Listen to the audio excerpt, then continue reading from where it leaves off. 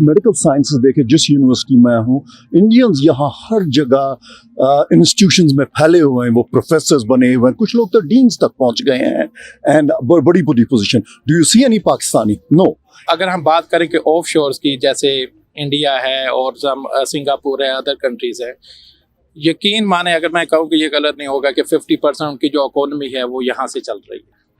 India की economy 50% Pakistan से America से चल रही है। अमेरिका से चल रही है। अच्छा, वो कैसे चल रही है? वो कैसे चल रही है कि ऑलमोस्ट जिस कंपनी में भी मैंने काम किया है, जिस कंपनी को मैं जानता हूँ, उनका कुछ ना कुछ वर्क ऑफ शोर में बैठा हुआ है जो इंडिया से ऑपरेट इंडिया से काम कर रहे हैं। आप आईटी के डेवलपर्स ले लें, आप टेस्टर्स ले लें, आप और जिस मर्जी फील्ड में ले लें, आप इवन के कस्टमर सर्विस की कॉल यहाँ करते हैं, वो सीधा वहाँ जाकर। अच्छा, ये क्या करें? मोदी साहब ने ये इतने बड़े बड़े कानून बना के रियासत की ऐसी की तैसी कर दी, और जो मजालिम ढाए जा रहे हैं, जो कर्फ्यू अब तक लगा हुआ है, जिस तरह से कश्मीरी जिंदगी गुजार रहे हैं, इमरान खान साहब के पास क्या ऑप्शन है, क्या करें? काफी, मैं अभी आया हूँ, 15 दिन पहले मैं कश्मीर श्रीनगर में था, मैं देख कर आया हूँ वहाँ क्या हो रहा है।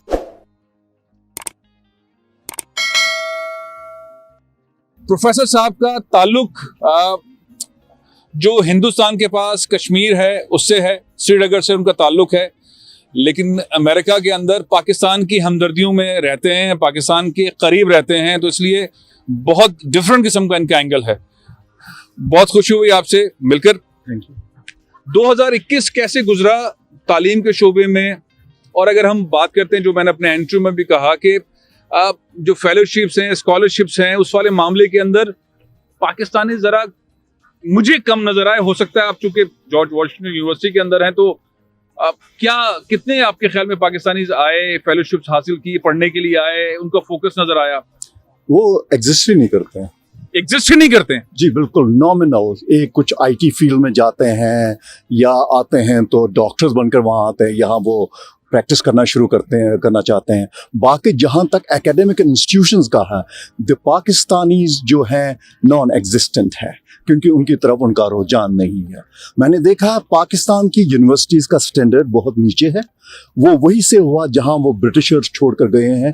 एमए इन हिस्ट्री करो, एमए इन इकोनॉमिक्स करो, फिर बाद में बैंक में नौकरियाँ दो।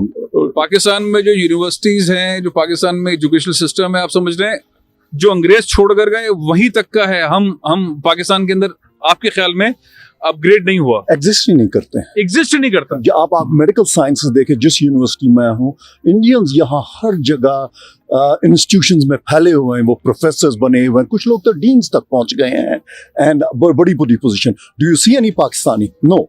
इन my university in basic sciences, जहाँ मैं I am the only Muslim professor, तो उसमें पाकिस्तान को एक बहुत ही रेडिकल चेंज करनी है। एजुकेशन सिस्टम को मॉडर्नाइज करना चाहिए, वोकेशनल ओरिएंटेड कोर्सेज इंट्रोड्यूस करना चाहिए। अगर आप एक लड़का या लड़की एमए हिस्ट्री करती है, वहाँ एमए इकोनॉमिक्स कर, फिर बाद में वो चपरासी की नौकरी ढूंढती है, ये isn't it waste of national resources and waste of our time? आजकल दुनिया चेंज हो रही है, इकोनॉमी चेंज हो रही है, आज इस चीज़ की ज़रूरत है, दुनिया में दूसरे चीज़ की ज़रूरत है। अब देख लीजिए, एक कोविड फैला हुआ, वैक्सीन की तरफ किसकी तरफ देख रहे हैं? अमेरिका की तरफ देख रहे हैं। क्यों देख रहे हैं? क्योंकि अमेरिका में रिसर्च एंड डेवलपमेंट है, कंपटीशन है।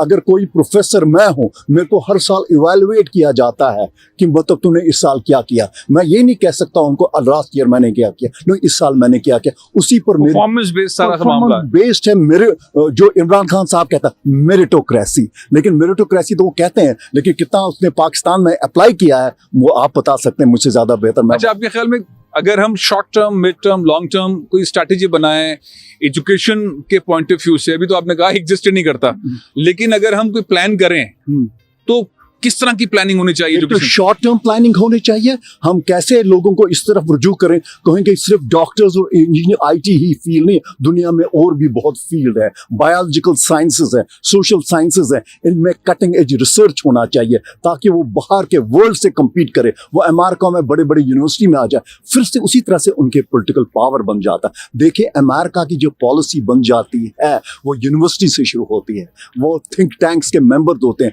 Most of them are university professor. Pakistan कोई है नहीं।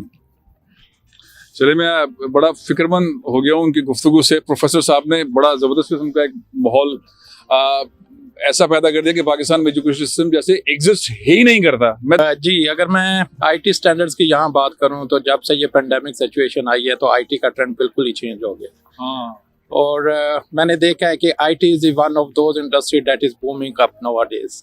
तो अगर मैं इधर यूएस की बात करूं, there is a lot of opportunity. अब मैं एक एज ए आईटी इंजीनियर काम भी कर रहा हूं और मैं एज ए इंस्ट्रक्टर भी हूं। I got a chance to teach in a different institutes as well. So अगर हम डिमांड की बात करें तो अगर मैं ये कहूँ तो गलत नहीं होगा कि यूएस में जो क्वालिफाइड कैंडिडेट्स हैं वो कम है और जॉब ज़्यादा है, ठीक है। और अब अगर हम बात करें कि ऑफ शोर्स की, जैसे इंडिया है और सिंगापुर है, अदर कंट्रीज़ है, यकीन माने अगर मैं कहूँ कि ये गलत नहीं होगा कि 50% उनकी जो इकोनॉमी है वो यहाँ से चल रही है। इंडिया की इकोनॉमी 50% पाकिस्तान से अमेरिका से चल रही है। अमेरिका से चल रही है। अच्छा, वो कैसे चल रही है? वो कैसे चल रही है कि ऑलमोस्ट जिस कंपनी में भी मैंने काम किया है, जिस कंपनी को मैं जानता हूँ, उनका कुछ ना कुछ वर्क ऑफ शोर में बैठा हुआ है जो इंडिया से ऑपरेट इंडिया हो से रहा है। काम कर रहे हैं। आप आईटी के डेवलपर्स ले लें, आप टेस्टर्स ले लें, आप और जिस मर्जी फील्ड में ले लें, आप इवन के कस्टमर सर्विस की कॉल यहाँ करते हैं वो सीधा वहाँ जाके। क्या किया जाए? किस तरह से इमरान खान जो चाह रहे हैं, कह रहे हैं, हुकूमत पाकिस्तान जो कह रही है, जिस तरह से आप बात कर रहे हैं, हमें शॉर्ट टर्म प्लान आईटी की इंडस्ट्री को बढ़ाने के लिए क्या करना चाहिए, मिड टर्म प्लान क्या होना चाहिए, उसका ड्यूरेशन क्या होना चाहिए, किस तरह से हम आगे बढ़ें? जी बिल्कुल। मेरे ख्याल से तो फर्स्ट ऑफ ऑल जो आईटी की नो हो है वो बहुत लिमिटेड है हमें। अच्छा। आईटी की फील्ड को हम बिल्कुल नीचे रखते हैं, जैसे मेडिकल फील्ड है, इंजीनियरिंग फील्ड है, आईटी को उस तरह का बूम अप नहीं दिया जाता। स्पेशली जो हमारे स्मॉल सिटीज़ हैं उनमें तो बिल्कुल ही हम आईटी को, हमारे जो बड़े हैं वो समझते हैं कि बिल्कुल it's not a good field, या फिर उनका स्कोप जो है वो सिर्फ टीचिंग तक रह जाता है कि आईटी कर ली अब टीचिंग या बैंकिंग कर। मेरे ख्याल से इमरान खान साहब ने बहुत कुछ स्टेप्स अच्छे भी लिए हैं, जैसे फ्रीलांसिंग का कोर्स शुरू करवाया है और फ्री क्लासेस उसमें दी हैं, नो हो बड़ी है। इसी तरह गवर्नमेंट लेवल पे जो पहली चीज़ मैं समझता हूँ कि एक तो उन्होंने बात की एजुकेशन को प्रमोट करना चाहिए मोर इन आईटी साइड, और उसके साथ साथ आईटी की नो हो मेन चीज़ देनी चाहिए कि IT is not a limited field, इसका बहुत स्कोप है, इंटरनेशनली स्कोप का बताया जाए कि इस तरह बिजनेस हम हासिल कर सकते हैं। इंडिया में हो क्या रहा है और कश्मीर में क्या हो गया है, और अब कश्मीर को पाकिस्तान ने जिस तरह से सारी दुनिया में उठाया, खान साहब आए यूनाइटेड नेशंस के अंदर, उन्होंने बहुत ज़बरदस्त खिताब फरमाया, दुनिया के अंदर कश्मीर को बड़ा हाईलाइट किया गया है। प्रोफेसर साहब चूँकि श्रीनगर से ताल्लुक़ रखते हैं और उनका एक डिफरेंट किस्म का पॉइंट ऑफ व्यू हो सकता है सारे मामले पे। प्रोफेसर साहब, आपके ख्याल में कोई सोल्यूशन नज़र आता है? एग्रेसिवनेस मोदी साहब की तरफ से, इमरान खान साहब की तरफ से भी एग्रेसिवनेस, कश्मीरी फंस गए हैं, इसका कोई सोल्यूशन अमेरिका में बैठ के आपको नजर आता है कि हाँ अगर ऐसा किया जाए तो कश्मीरियों को कोई स्पेस मिल सकता है? नहीं, इसमें जो सवाल ये पता है, इमरान खान साहब का मैं शुक्रगुजार हूं, तो वो हर फोरम पर कश्मीर का इश्यू उठाते हैं, लेकिन कोई प्लान ऑफ एक्शन नहीं है उनके पास भी। उनका फॉरेन ऑफिस, उनकी लॉन्ग टर्म पॉलिसी या शॉर्ट टर्म पॉलिसी कश्मीर के मुतालिक क्या है? आपके ख्याल में क्या होना चाहिए, क्या करें? मोदी साहब ने ये इतने बड़े बड़े कानून बना के रियासत की ऐसी की तैसी कर दी, और जो मजालिम ढाए जा रहे हैं, जो कर्फ्यू अब तक लगा हुआ है, जिस तरह से कश्मीरी जिंदगी गुजार रहे हैं, इमरान खान साहब के पास क्या ऑप्शन है, क्या करें? काफ़ी, मैं अभी आया हूँ, 15 दिन पहले मैं कश्मीर श्रीनगर में था, मैं देख कर आया हूँ वहाँ क्या हो रहा है, वहाँ जो डेमोग्राफिक चेंजेस, किस तरह से कश्मीर का सारा नक्शा बदल जा रहा है, उसको मुस्लिम मेजॉरिटी से मुस्लिम माइनॉरिटी स्टेट के राह पर वो चल रहे हैं, काफ़ी हद तक वो कामयाबी हो चुके हैं। लेकिन सवाल ये पैदा होता है, जितनी एट्रोसिटीज़ की जाती है वहाँ पर दुनिया में, ये तो पाकिस्तान का काम है, हर एक मुल्क में उनकी एम्बेसी, वो एम्बेसडर बैठकर क्या कर रहे हैं वहाँ पर। कई बार हमने उनसे कहा, जब हम इमरान खान साहब से भी मिले, उनको ये रिक्वेस्ट की कि एक सेल होनी चाहिए कश्मीर के बारे में, जो मुजालिम वहाँ पर हो रहे हैं दुनिया हाईलाइट करें, उसको हाईलाइट किया। क्या वो हाईलाइट कर रहे हैं? There is no policy as such for Kashmir. और दूसरी बात यह है कि ये क्यों इनकी फॉरेन पॉलिसी जो पाकिस्तान की अनफॉर्चुनेट इज वेरी वीक, क्योंकि कोई प्लान ऑफ एक्शन है ही नहीं। अगर वो मुजालिम करते, इतने आए दिन, कल ही उन्होंने 6 जवानों को शहीद किया, किसको पता है? या फलस्तीन में 3 लोग शहीद हो जाए तो सारी दुनिया को पता चल जाए। कुछ देर पहले जब 200 फलस्तीनियों को मार दिया था, उसमें 65 बच्चे भी थे, न्यूयॉर्क टाइम्स में उनकी तस्वीरें छपी हुई थी। यानी आप कह रहे हैं कि पाकिस्तान को, गवर्नमेंट ऑफ पाकिस्तान को, पाकिस्तानी एम्बेसी को, कौंसल जनरल्स को एक्टिव होने की जरूरत है, डेली बेसिस पे कुछ सेल बना के। एब्सोल्युटली, डेली बेस पे, ताकि दुनिया को करे मोदी वहां क्या कर रहा है। अभी वहां के मोदी के गवर्नमेंट ने एक स्टेटमेंट इशू किया, वहां पर एक फंक्शन, उन्होंने कहा मुसलमान का कत्लेआम किया जाए। हाँ, ऐसा इवेंट हुआ, और एक नहीं, 4, 5, 6 स्पीकर थे। दुनिया ने क्या एक्शन लिया? मान लीजिए अगर कोई और कौम होती, अगर मुसलमान मुल्क होता, वो कहता हिंदुओं का या ईसाइयों का कत्लेआम होना चाहिए, उनका क्या रिएक्शन होता?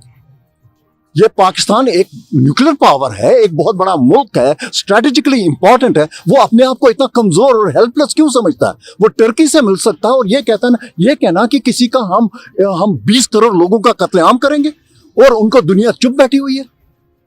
क्या ये फिक्र लम्हा, क्या, सॉरी मेरी उर्दू अच्छी नहीं है, it is thing to ponder about.